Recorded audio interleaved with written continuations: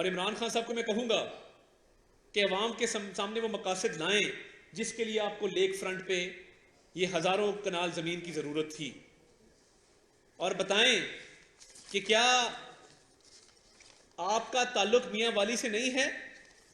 आप मियां वाली के रिहायशी होते हुए आपको ये जमीन का टुकड़ा पसंद आया क्योंकि वो लेक फ्रंट के ऊपर था, और आपने तालीम के मुकद्दस पेशे को इस्तेमाल किया। तालीम देने के मुकद्दस पेशे को इस्तेमाल करते हुए आपने ये कब्जा किया। ये बदतरीन फेल है कि कोई बंदा तालीमी इदारे के नाम पर अपने होम डिस्ट्रिक्ट के अंदर गरीब लोगों की जमीन हथिया ले। इससे बदतरीन फेल और नहीं हो सकता। और आपने इतना भी एहसास ना किया कि ये अरबों रुपए की जमीन है, तो इस अरबों रुपए की जमीन के हवाले से आप कम से कम आवाम को बताते कि इसका क्या इस्तेमाल है। यानी आपका दिल करेगा तो आप अपने मकामी जिले में जहां के आप रिहायशी हैं, जहां से आपका ताल्लुक है, उसमें जो जमीन का टुकड़ा पसंद आएगा वो तालीम के नाम पे आप हथिया लेंगे और मुआवजा भी नहीं देंगे। तो ये बहुत बड़ा फ्रॉड हुआ है, ये बहुत बड़ा स्कैंडल है जो कि इमरान खान साहब ने जाती तौर पर मुलव्वस होकर और उनकी जाती हिदायत पर यह काम किया गया है। इनको जमीन लेने की पुरानी आदत है, ये मामला आज का तो नहीं है। उन्होंने 90 की दहाई में मियां नवाज शरीफ साहब से जब वो वजीर आला थे, या लेट 80s के अंदर शौकत खानम के लिए ज़मीन मांगी जो कि उनको दी गई।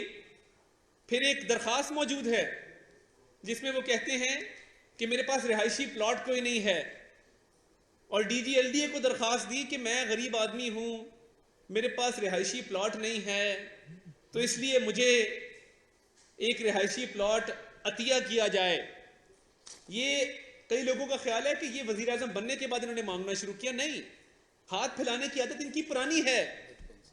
जिस शख्स ने कभी जिंदगी में बटवा नहीं रखा, जिसका किचन का खर्चा कोई और चलाता है, गाड़ी किसी और की है, पेट्रोल कोई और डलवाता है, जब आपसे बनी गाला के घर का पूछा जाए 400 कनाल के महल का, आप कहते हैं ये मेरे साबका ससुरालियों ने गोल्ड स्मिथ गिफ्ट किया है। बिल्कुल किया होगा। इसीलिए आप जब बरतानिया जाते हैं तो आप एक पाकिस्तानी नजाद मुसलमान सादिक खान की कैंपेन नहीं चलाते मेयर के तौर पे, आप कैंपेन चलाते हैं जैक गोल्डस्मिथ की, और हमें कहते हैं कि बैनुल-अक़वामी साजिश कर दी बैनुल-अक़वामी ताकतों ने। तो तब बैनुल-अक़वामी साजिश कहां थी?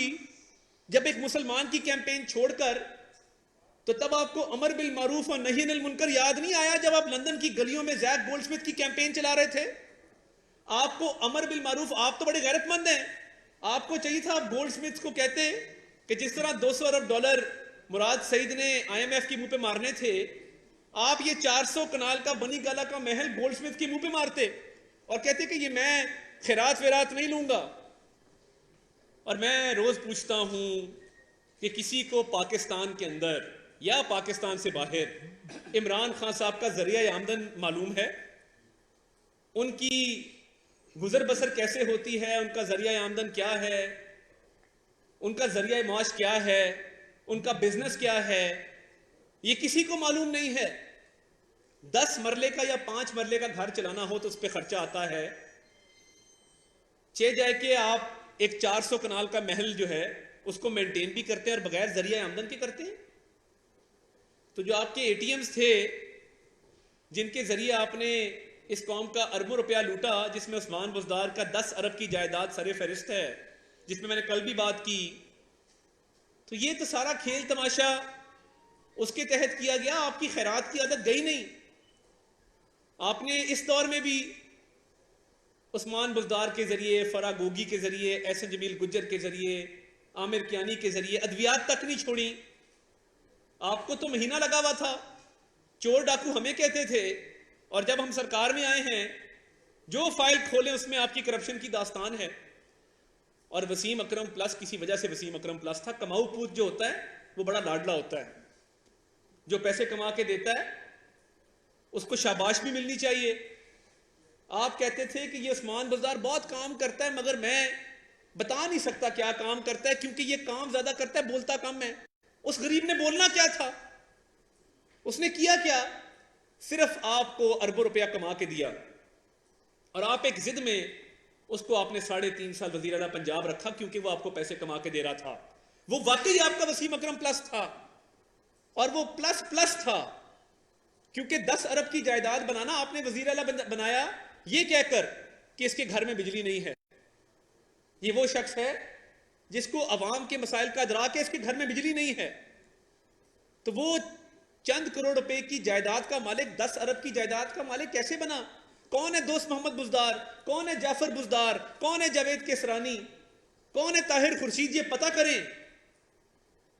अरबों रुपए की करप्शन की दास्तान है, और आप यहां नहीं रुके। आपने मियां वाली की अरबों रुपए की जमीन हथिया ली, और बेधड़क होके हथियाई। तो ये अतियात तो आप लेते थे, तो अतियात का ये मतलब नहीं है कि आप आम लोगों की जमीनों पर कब्जे शुरू कर दें। आपकी चोरी का भी पता था, आपके डाकों का भी पता था, मगर आप पाकिस्तान के सबसे बड़े कब्जा माफिया हैं, ये हमें नहीं पता था। ये तो जब मियां वाली के मामलात हमने खोले हैं और हमने फाइलों को कुरेदा है, तो पता लगा है कि ये कई हजार कनाल जमीन को आपने किस तरह हथियाया है। आप आज बता दें, मैं चैलेंज करता हूं, बता दें आपका जरिया आमदन क्या है। इधर लाहौर में जमान पार्क का घर है।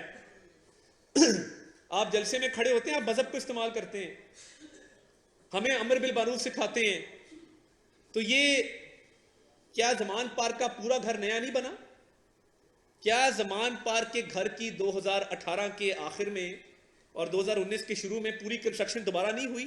क्या उसको मसमार करके अपने आबाई घर को आपने दोबारा नया घर नहीं बनाया? जो 6 करोड़ रुपया खर्चा आपके नए घर पे आया है, वो कहां पे डिक्लेयर्ड है, हमें बता दें। ये लाहौर शहर है, नहर के ऊपर घर है, हर शहरी वहां से गुजरता है, हम देखते हैं। बड़ा शहाना एक महल खड़ा किया गया है। तो आपके पास वो रकम कहां से आई? उसका जवाब भी सुन लें। कोई इमरान खान साहब को कहेगा ना कि वो रकम कहां से, तो वो कहेंगे कि मैंने अपनी विरासती जमीन बेची थी फिरोज वाला की। अब फिरोज वाला की एक नई दास्तान है कि फिरोज वाला की जमीन विरासती जमीन है ही नहीं, वो एक खातून से खरीदी गई है और उसको कागजों में विरासती लिखा गया है।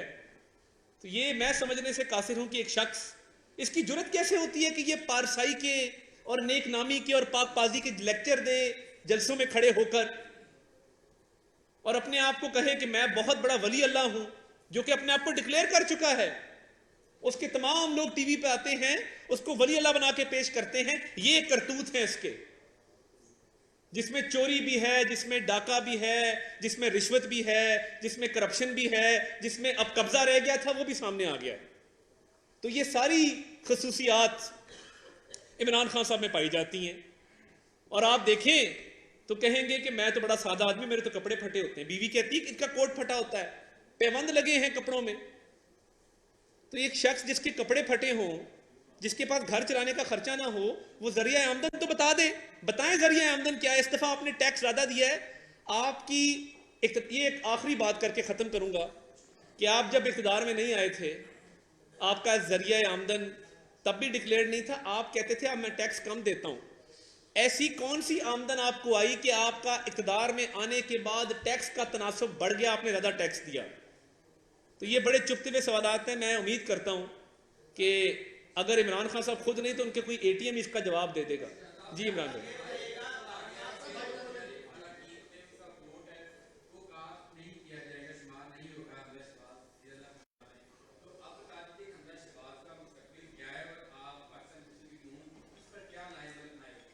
देखिए बात यह है कि ऑनरेबल सुप्रीम कोर्ट का एक फैसला आया है और वो एडवाइजरी ओपिनियन है। एडवाइजरी ओपिनियन वो होता है कि जब गवर्नमेंट की तरफ से रेफरेंस मूव किया जाए तो उस एडवाइजरी ओपिनियन के तहत किसी ना किसी फोरम के पास जाना पड़ेगा। हमजा शहबाज शरीफ साहब के केस में इलेक्शन कमीशन अपना फैसला कल सुनाने जा रहा है 4 बजे। जो भी पंजाब गवर्नमेंट के हवाले से फैसला आएगा वो इलेक्शन कमीशन ने अब देना है, और वो उसकी हियरिंग समात हो चुकी। समात होने के बाद फैसला महफूज हो चुका, वो कल 4 बजे आएगा। एडवाइजरी ओपिनियन एक अलग मामला है, और उसके बाद इलेक्शन कमीशन में जो हमारा केस गया उसका अलग मामला है। और आप देखिए इलेक्शन कमीशन के सामने झूठ क्या बोला गया। कहा गया कि इन मुनहरिफ अरकान को पार्लिमानी पार्टी मीटिंग में बुलाया गया 1 अप्रैल को। 1 अप्रैल को पार्लिमानी पार्टी मीटिंग में बुलाया गया और हिदायत जारी की गई कि आप परवेज इलाही साहब को वोट डालें। हमने सरकारी रिकॉर्ड चेक किया है, 1 अप्रैल को कोई मीटिंग नहीं हुई और पीटीआई ने अपनी दरखास्त वापस ली जिसमें ये 1 अप्रैल की मीटिंग डाली गई थी।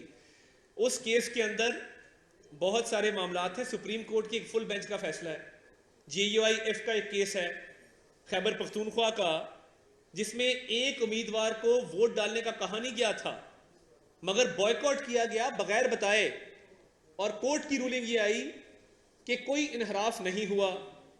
अब ये बड़ा चुभता हुआ सवाल है कि जब आपने परवेज इलाही साहब ने और पीटीआई ने इलेक्शन का बॉयकॉट किया, क्या किसी रुकन को यह बताया और तहरीरी तौर पे आगाह किया कि हम इलेक्शन का बॉयकॉट करने जा रहे हैं? जब आपने एक फैसला किया है, और इस हिसाब से मैं एक और बात करता चलूं, पूरी पीटीआई पे डिफेक्शन क्लॉज लगता है क्योंकि उन्होंने एब्सटेन किया है। उनको अगर डायरेक्शन थी जो कि कंट्रोवर्शियल है, जो कि जिस पे सवाल उठाए जा सकते हैं कि पूरी पीटीआई को अगर डायरेक्शन थी कि परवेज इलाही को वोट दें तो उन्होंने परवेज इलाही को वोट ना दे के इनहराफ किया है, तो फिर तो पूरी पीटीआई डी-सीट होती है इस हवाले से। जी उल्फिकर,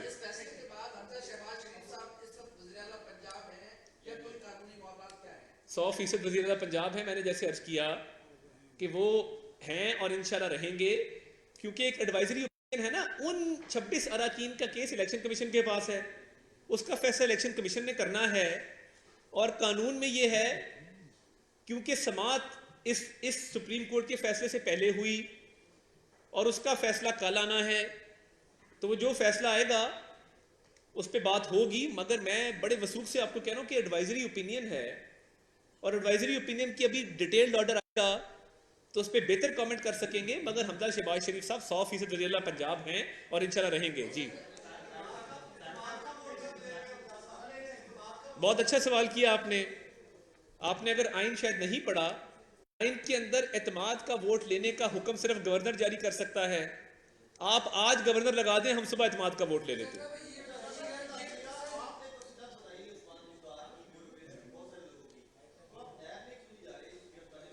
देखिए नैब क्योंकि नैब न्याजी गठजोड़ था, हमारा कोई गठजोड़ नहीं है। हम उस्मान बुज़दार के खिलाफ हमने कल एक एंटी करप्शन पंजाब में दरखास्त जमा करा दी है और उसके अंदर तमाम तफसीलात, तमाम सबूत साथ लफ किए और हमारी ये मंशा है कि एंटी करप्शन मुकम्मल तहकीकात करें 10 अरब के असासों की। तो नैब में जब मौका आएगा दरखास्त देंगे, मगर नैब एक आज़ाद इदारा है, नैब जब चाहे उसकी तहकीकात करे, तो नैब को किसी ने रोका तो नहीं है। अगर वो चाहते हैं तो तहकीकात जरूर कर लें।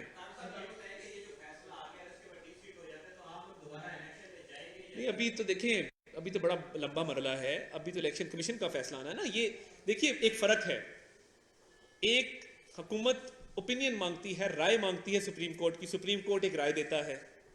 एक इलेक्शन कमीशन में उन 26 अरकान का केस चल रहा है, तो अब तमाम तर नजरें इलेक्शन कमीशन है कि कल इलेक्शन कमीशन हालात को देखते हुए, वाकयात को देखते हुए और इन 26 अरकान के हवाले से जो हमने सबूत पेश किए हैं उनके वकला ने, वो क्या फैसला देते हैं वो एक अलग मामला है। जिसमें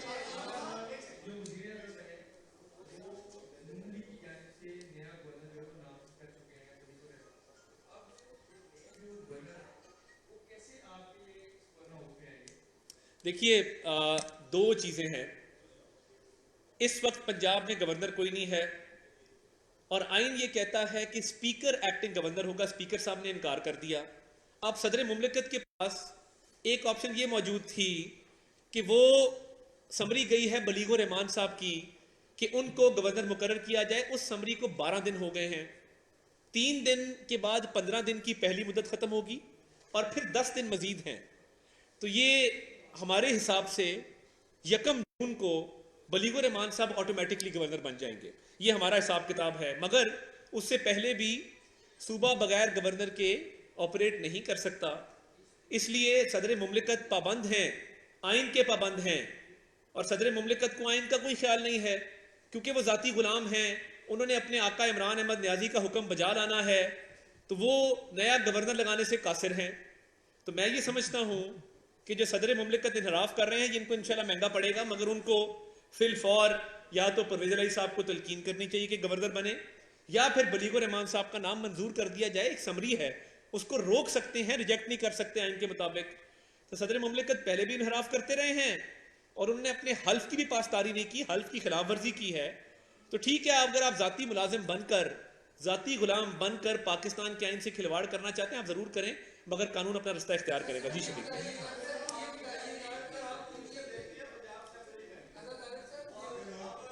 आपका दूसरा सवाल है, मैं शफीक साहब का ले लूं। जी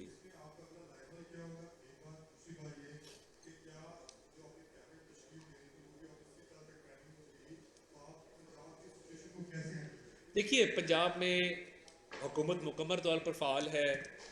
वज़ीर आला पंजाब सेहत के शोबे में आज भी अस्पतालों का उन्होंने दौरा किया।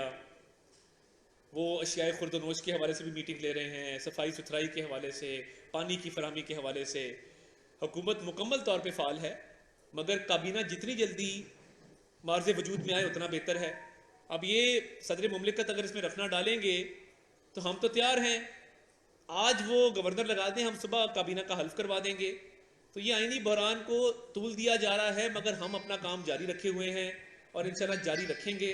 और हम पुरुमीद हैं कि जल्द जो है वो गवर्नर की तैनाती होगी ताकि हम काबीना का मामला आगे चला सकें। भट्टी साहब, आप सदर की बात कर रहे हैं कि वो इनहराफ कर रहे हैं अपने हल्फ, उनके लिए इम्पीचमेंट के लिए आपको 2/3 मेजॉरिटी चाहिए, वो है नहीं, असेंबली का मसला चल रहा है, उनको क्या हटाने का कोई प्लान, कोई कानूनी तरीका आपको अपनाने जा रहे हैं? एक रास्ता है। देखिए, जिस तरह साबिक गवर्नर जो तारीख में गद्दार के तौर पे याद किए जाएंगे, आइन के गद्दार के तौर पे उमर सरफराज चीमा, जिन्होंने 4 दिन की गवर्नरी, 4 दिन की ऐशोशरत और 4 दिन गवर्नर हाउस में रहने की खातिर पाकिस्तान के आइन को दाव पे लगाया, वो तो घर चले गए।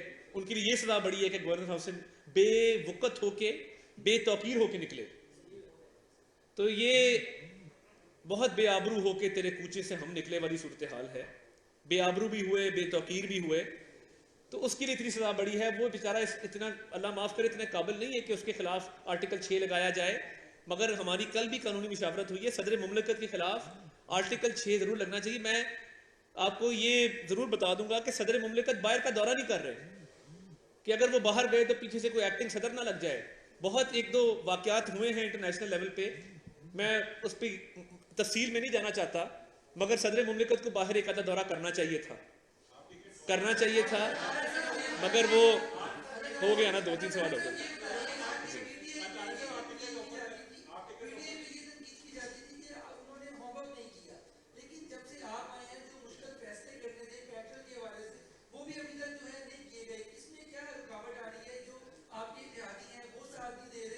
देखिए, मुश्किल फैसले तो देखें, हमने मुश्किल फैसले ये किए कि आते ही रमज़ान के महीने में आटा सस्ता किया, चीनी सस्ती की।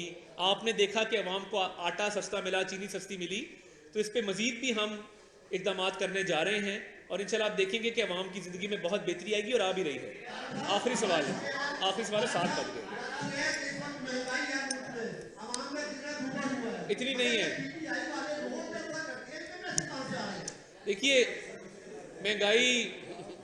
महंगाई जो पीटीआई की रुखसती के साथ ही रुखसत हुई, आज अशियाए खुर्दनोश पहले से सस्ती हैं। और मैं ये समझता हूँ कि जो महंगाई पीटीआई ने की, वो अवाम से पैसे लेके अपनी जेबें भरी। हमारे दौर में चीज़ें सस्ती हो रही हैं और मैंने रमज़ान का मेंशन किया कि ऑलरेडी हमने आटा और चीनी सस्ता दिया। बाकी भी इंशाल्लाह आने वाले चंद रोज में एक लाहे अमल का ऐलान किया जाएगा। आखिरी नदीम चौधरी साहब, आखिरी।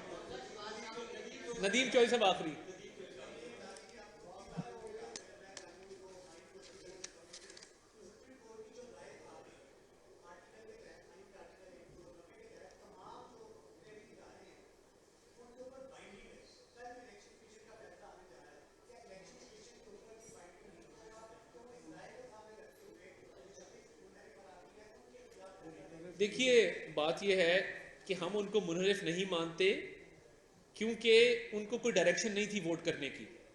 उनको किसी पार्लिमानी पार्टी में कोई हिदायत नहीं जारी की गई और जो 1 अप्रैल की मीटिंग घड़ी गई है, वो मीटिंग हुई नहीं।